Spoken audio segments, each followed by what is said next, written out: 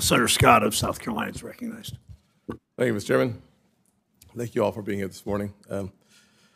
Since taking office, the Biden administration has been on a regulatory blitz. And what I mean by that is if you compare it to the Obama administration, where you saw about $300 billion of increased costs resulting from more regulations, under the Biden administration, we've seen about a 1.3, almost a $1.4 trillion increase in the regulatory burden put on businesses.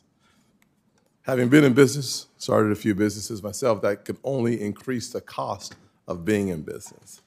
You compare that with the total cost of the Trump administration, that was a little bit over $30 billion. So $30 billion with the Trump administration, $300 billion with the Obama administration, and over 1.3, nearly $1.4 trillion of added regulatory cost.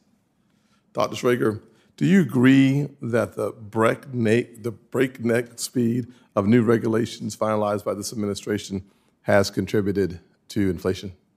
Yeah, it certainly has contributed. As I said, there's a lot of factors going on, but certainly when you make it more expensive for businesses to produce, spend more time on paperwork, especially a huge part of inflation that consumers are having problems with is the cost of housing. And certainly a lot of regulation, and particularly a lot of environmental regulations that make it more expensive to build housing, is making that more expensive. And I think we're seeing in a lot of surveys that, as I said, the cost of housing is really number one for a lot of consumers. So I think deregulation it wouldn't solve all of the inflation problems, but it would certainly help. Let me just stay on that subject because I hadn't thought about what you just said as it relates to housing. I've certainly seen the housing costs go up without question. I served some time in local government where we improved and increased the building requirements in Charleston County. If you think about the regulatory burden that comes from a municipality or a county, and then you add that on top of the state, and on top of that is the federal government, you see this regulatory burden that is, in many ways for small businesses, frankly oppressive. I also think that an oppressive regulatory environment actually reduces competition and only benefits the players who are already in that space and is more likely to create a monopoly in that space. That is not good for consumers. Thoughts? Yeah, that's absolutely true. And in fact, we see this a lot in Europe, who have a lot more regulatory burden, particularly around technology, which we're talking about here, and how firms use data. And this was intended, as I said, to increase competition, but actually had the opposite effect, because complying with all of these regulations have actually made technological entrepreneurship much harder there.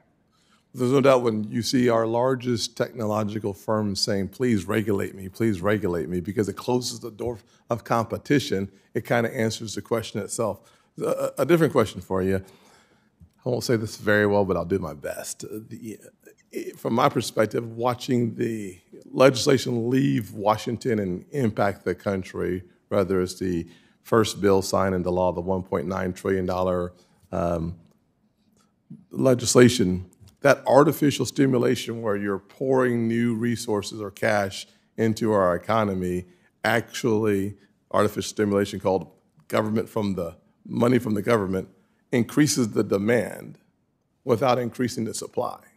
And so if you increase the demand without increasing the supply, and you add on top of that the snarl from a transportation perspective that we saw in 21 and 22, it's harder to get your supplies. So that only increases the demand because you have fewer supply and you have more money in the market, which also increases the supply.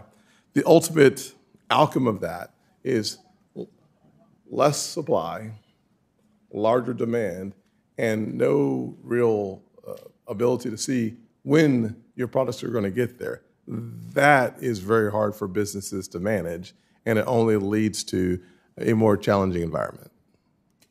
Yeah, exactly. I think even